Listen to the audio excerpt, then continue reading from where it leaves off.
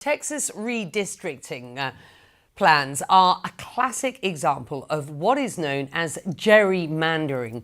So exactly what does that mean? Well, the Oxford Dictionary defines gerrymandering as redrawing constituency boundaries for political gain, redrawing to gain a particular seat, or more generally, it wins more seats than its opponent, a particular party.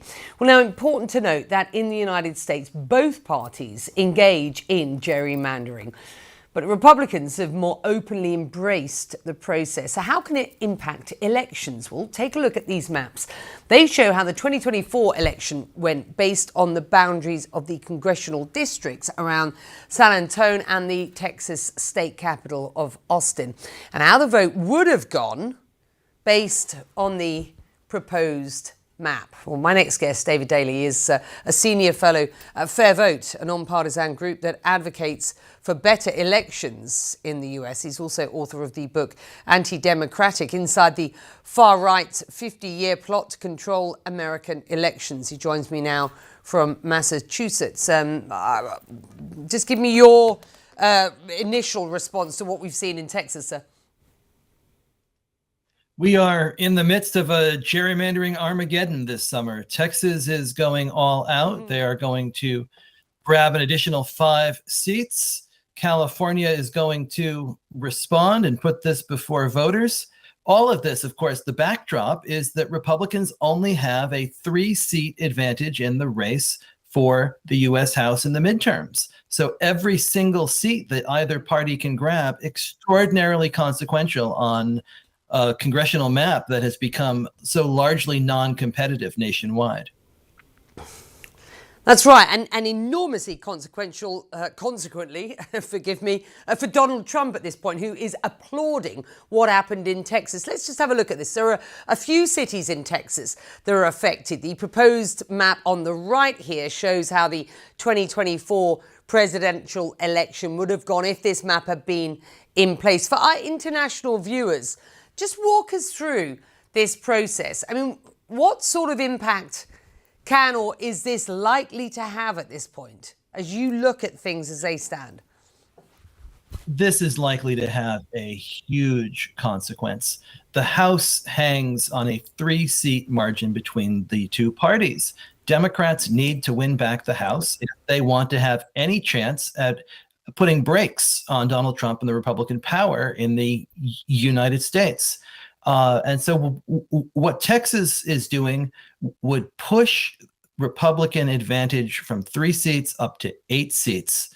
They are likely to keep going in Ohio, in Indiana, Missouri, in Florida. If they want to continue after that, they have potential seats that they could draw in North Carolina, in Georgia, in Kentucky, in Tennessee, in Kansas.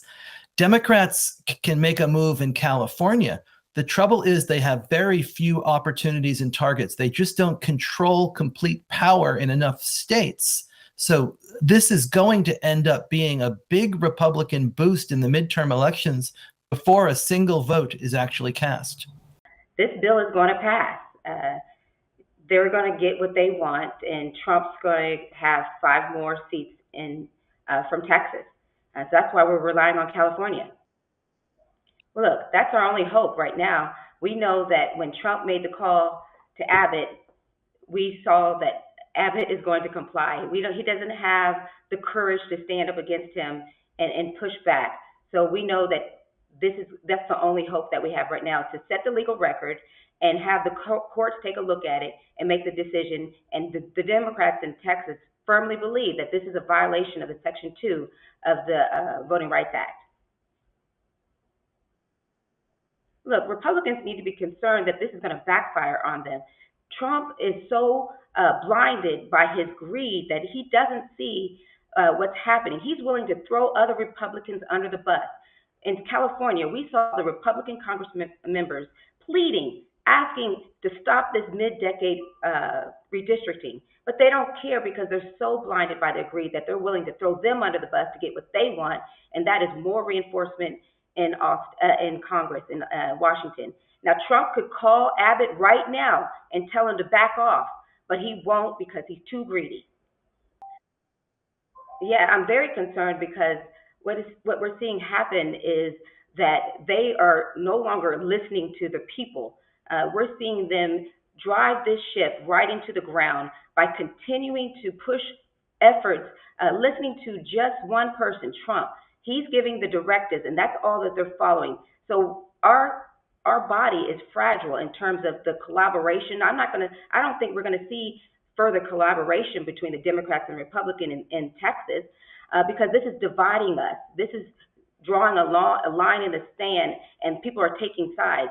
And I hope that if we want to have a nation of unity, of working together for the greater good, this has got to stop.